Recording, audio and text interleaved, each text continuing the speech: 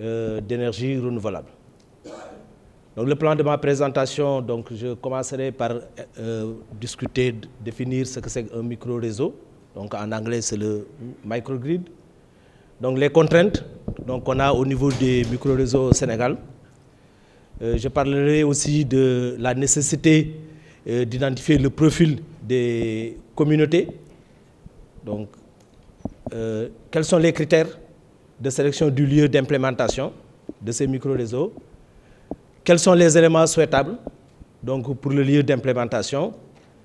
Je donnerai quelques exemples et je terminerai par l'optimisation du micro-réseau avec le logiciel Homer.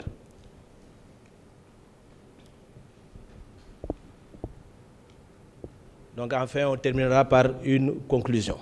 Donc ici, qu'est-ce que c'est qu'un micro-réseau? Un micro-réseau, c'est simplement un réseau électrique indépendant dans lequel la production, le stockage et la consommation se font dans un site relativement réduit, donc qui peut être donc, typiquement l'échelle d'un village.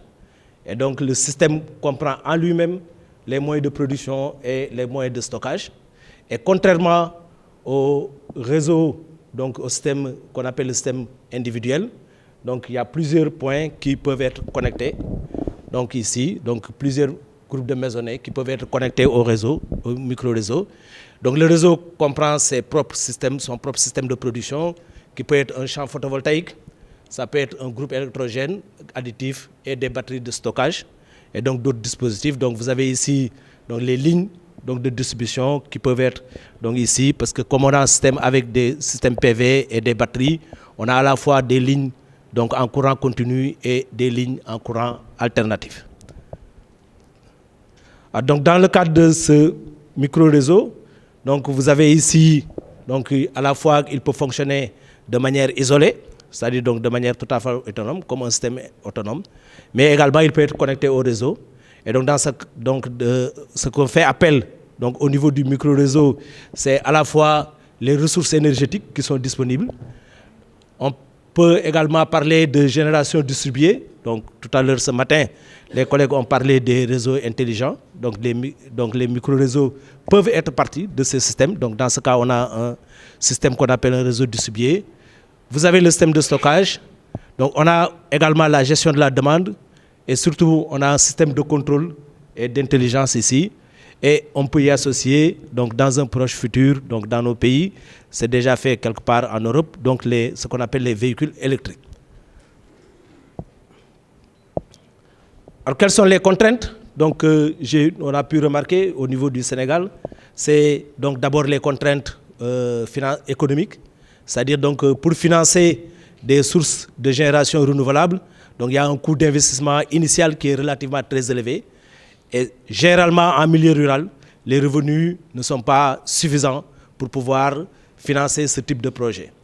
Donc il y a également des contraintes au niveau opérationnel, c'est-à-dire donc d'une façon générale, il y a un manque de connaissances techniques, à la fois de la part des entreprises locales, donc pour faciliter l'installation de micro-réseaux et les entretiens.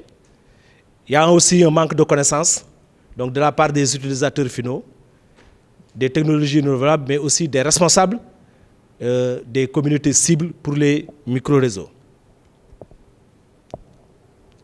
Alors, les nécessités donc, pour identifier ici, donc, pour pouvoir installer un micro-réseau, il y a d'abord d'une façon générale, il faut identifier de manière précise les principales caractéristiques socio-économiques.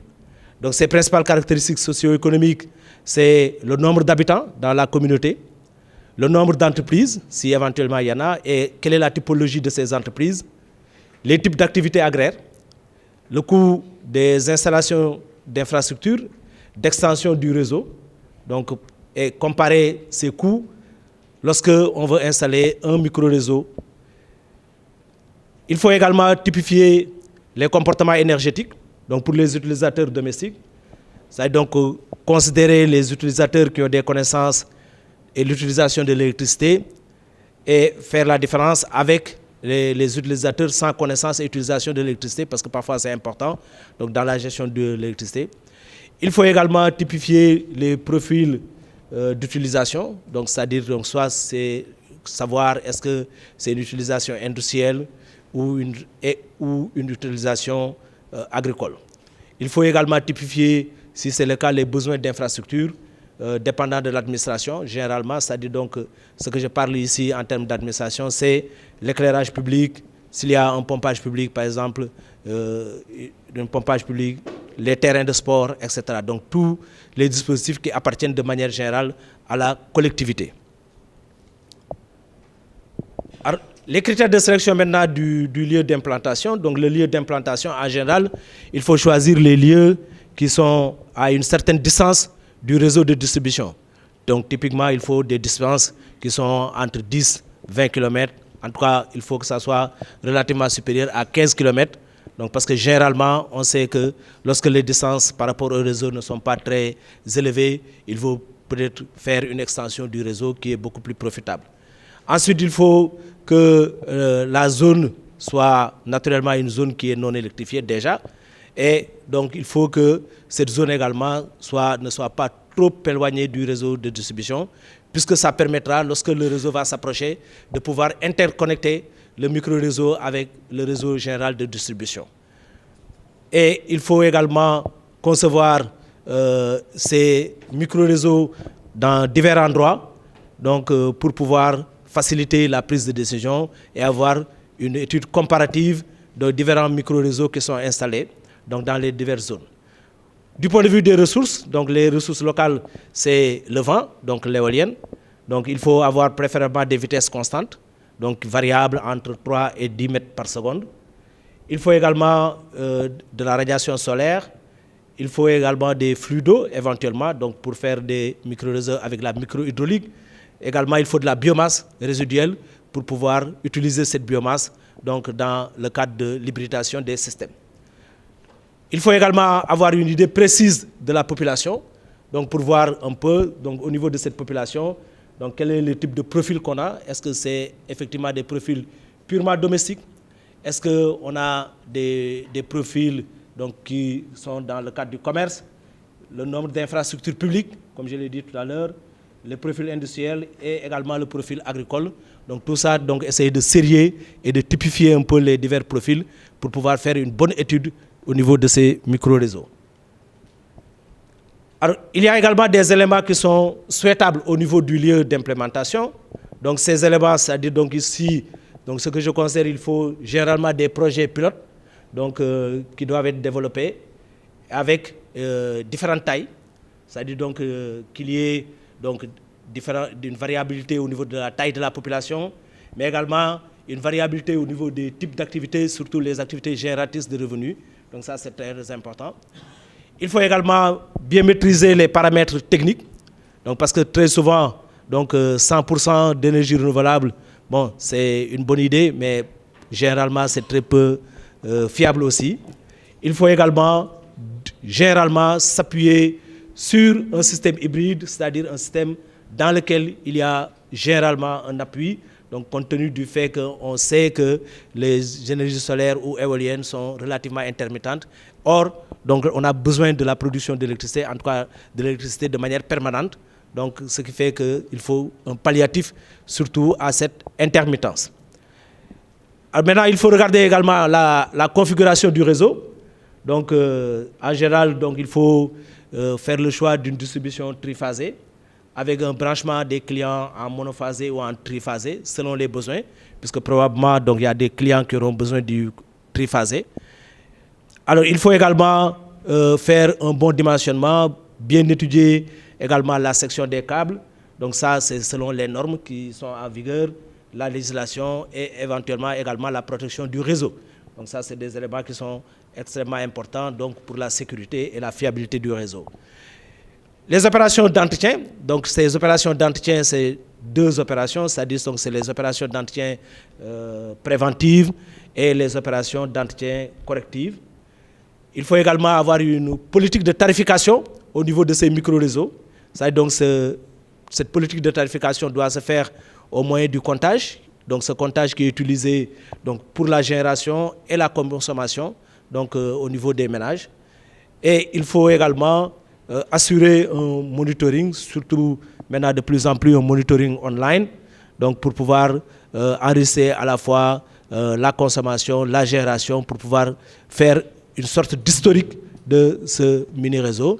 Et enfin, donc il faut avoir l'état du réseau et la planification future pour pouvoir, lorsque le réseau se rapproche, donc pouvoir intégrer ces mini-réseaux donc dans le réseau global national. Alors, donc quelques exemples de micro-réseaux que nous avons eu ici au Sénégal. Donc je donne un exemple typique donc, qui est le plus souvent cité, c'est l'exemple du village de Sine Abdou Moussa, donc, où on a un micro-réseau donc, ici, donc, qui est composé d'un champ photovoltaïque, qui est composé également d'une éolienne, donc d'un générateur diesel et surtout ici un système de batterie de stockage. Donc ici, c'est dans un village typique, donc éloigné du réseau, donc situé à 15 km du réseau, très enclavé, donc d'accès très difficile. Et donc, c'est-à-dire donc ce micro-réseau est d'un très grand apport donc, au niveau de l'électrification de ce village. Un deuxième exemple donc, que je donne ici, c'est le projet qu'on a développé au niveau du CERER, c'est-à-dire donc le projet qu'on appelle le projet Maxen PV, où on a mis en place ici une ombrière donc avec des panneaux photovoltaïques et qui est connecté également au réseau. Donc ça, c'est le premier exemple de réseau connecté donc, au Sénégal. Alors, il y a eu un développement maintenant de cette politique de micro-réseau. Donc, au départ, donc, il y a, avec le programme espagnol, donc, où il y a des installations, un programme qui a coûté à peu près en termes d'investissement 13 milliards de francs CFA, donc, dans lequel on a installé à peu près 19 micro-réseaux dans les zones isolées, surtout dans les zones du delta du Saloum, et ce qui permet un approvisionnement en électricité d'à peu près 5000 ménages et plusieurs activités productrices de revenus. Ensuite, il y a le deuxième programme, c'est le programme qui est piloté par la GIZ, donc, où on a un programme de 685 millions d'investissements avec une installation de 16 mini-réseaux hybrides, donc de 5 kW crête en photovoltaïque et 11 kVA de diesel. Et il y a une extension de ce programme avec un rajout de 50 systèmes hybrides qui vont venir. Et donc, on a des systèmes de plus grande puissance qui sont prévus dans les îles situées en Casamance, 30 kW crête et 50 kVA de diesel. Donc, d'une manière générale, donc, ce qu'on a constaté au niveau des statistiques, c'est que la région de Fatick, c'est la région qui a bénéficié le plus de ces micro-réseaux avec un taux d'électrification qui est passé entre 2004 à 2017 de 5,7 à 24,7%.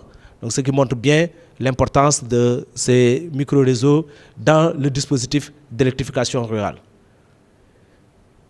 Alors donc, si on regarde un peu ces chiffres, on voit que donc, on est passé globalement donc, de 850 kW crête installés en 2000 à 2000 kW crête en 2007 et 3 MW crête en 2010. Et maintenant, donc, on est à peu près supérieur à 4 MW crête donc à partir de 2013. Donc, ce qui fait que montrer simplement qu'on a un développement donc, de ces micro-réseaux au niveau de l'électrification rurale au Sénégal. Alors, comment on va optimiser ces micro-réseaux? Donc, ce qu'on est proposé de faire, c'est d'utiliser simplement le logiciel qu'on appelle HOMER, qui s'appelle Hybrid Optimization Model for Electrical Renewable.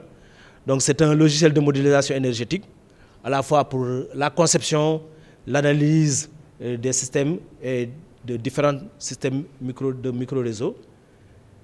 Donc, HOMER donc, pose la question comment les sources intermittentes, donc comme le solaire et l'éolien, peuvent être intégrées de manière optimale au sein d'un système hybride. Et donc le logiciel également intègre 3 outils, donc un outil de simulation, un outil d'optimisation et d'analyse de sensibilité. Donc la simulation, parce que donc, dans le système, une fois qu'on introduit les paramètres, il fait une simulation. Donc à partir de cette simulation, donc, on définit plusieurs configurations possibles du système. Et après, donc, HOMER fait le tri et le classement de ces diverses simulations. Ensuite, on peut faire une optimisation. Et enfin, on peut faire l'analyse de sensibilité. Et cette analyse de sensibilité, c'est simplement des paramètres qu'on n'avait pas bien maîtrisés au départ, qu'on peut tester individuellement sur l'évolution du micro-réseau. Alors, Homer a été développé par le National Renewable Energy, donc aux États-Unis, le NRL, donc à partir de 1993. Et depuis maintenant, donc 2009, il est disponible sous la forme d'une licence, donc qui est payante, qui s'appelle Homer Energy. Alors donc, Homer peut aider à répondre au type de questions suivantes. Donc, est-il rentable d'ajouter, par exemple, un groupe électrogène ou une éolienne à une éolienne? À partir de quel prix du carburant diesel, donc le photovoltaïque sera-t-il rentable, par exemple? Est-ce que le système est adapté à une demande croissante d'électricité? Donc, ça veut dire, donc, ici, on prend en compte l'évolution de la taille de la population et l'évolution également de la demande. Et est-ce qu'il est rentable d'installer une micro-tribune, par exemple, pour produire de l'électricité et de la chaleur? Donc, c'est-à-dire faire un système donc, de cogénération, donc, ou une installation raccordée au réseau. Donc, voilà un peu un certain nombre de questions que Homer peut nous permettre de répondre. Donc, dans notre cas ici, on a essayé de voir comment... D'accord, je termine. Donc, comment électrifier un village type de 500 à 1000 habitants. Donc, il faut d'abord connaître le besoin en électricité, donc connaître les ressources locales et comment nous souhaitons solutionner ces besoins. Et donc, la question à laquelle le logiciel va nous aider à répondre, c'est quel est le point de vue économique, le dimensionnement optimal du système de production d'électricité. Donc, hybride photovoltaïque, donc, ou en tenant compte des sources d'énergie locales et des besoins en électricité. Donc ici, on a essayé d'appliquer ceci à un village type, donc un village qu'on appelle le village de Ndiba, qui est situé donc, très loin, donc, dans la région de Kaffrine, donc qui est très loin du réseau. Donc ici, ce qu'on essaie de faire, c'est d'abord de déterminer quel est le profil donc, de la consommation. Une fois qu'on détermine le profil de la consommation, on regarde ici donc, le rayonnement donc, disponible dans la zone. Bon, pour cela, on s'appuie sur les données, donc, par exemple, telles que les données météorologiques de la NASA. Ensuite, ce qu'on essaie de faire, c'est de regarder également les ressources en vent dans la zone. Et une fois que nous avons toutes ces données, on introduit ces données dans le logiciel. Et donc ici, une fois qu'on introduit ces données dans le logiciel, alors on obtient un certain nombre de résultats. Donc ici, donc les diverses combinaisons qui sont proposées et le classement de ces combinaisons. Ensuite, on peut faire une étude technico-économique donc, qui nous permet de voir ici le flot des investissements, donc comment ces investissements évoluent donc, dans le futur. Donc globalement, donc, voilà ce que Homer nous permet de faire.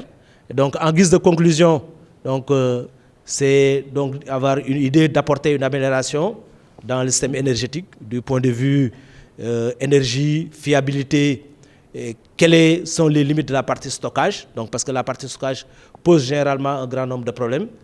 Donc une description des systèmes hybrides donc, qui est réalisée en donnant les caractéristiques techniques et économiques. Donc on a présenté également l'état des micro-réseaux au Sénégal. Donc on a donné ici l'exemple que je viens d'illustrer tout à l'heure dans le village de Ndima. Et enfin, l'analyse qui est faite permet de voir un peu quel est le meilleur système qu'on peut implémenter donc, dans le cadre de l'électrification rurale. Donc en termes d'étapes, ce qui va suivre, c'est peut-être faire une étude plus détaillée des emplacements, donc des potentiels de micro-réseaux. Ensuite, de faire une étude détaillée du potentiel dans les différentes zones donc, qui vont être sélectionnées. Il faut également développer un outil de monitoring, donc avec une historique des micro-réseaux et l'état du réseau, donc pour pouvoir planifier en tout cas les opérations futures, comme je l'ai dit tout à l'heure. Il faut enfin faire une étude d'impact environnemental des différentes technologies, donc des micro-réseaux, et ces informations peuvent être montrées, par exemple, dans l'unité de monitoring et enregistrées dans l'historique des mini-réseaux. Enfin, il faut donc la capacitation du personnel technique responsable des installations et de l'entretien. Et enfin, il faut formaliser éventuellement un profil de formation professionnelle donc en gestionnaire, opérateur de micro-réseaux. Donc voilà, mesdames, messieurs, donc la présentation et je vous remercie de votre aimable attention. Merci.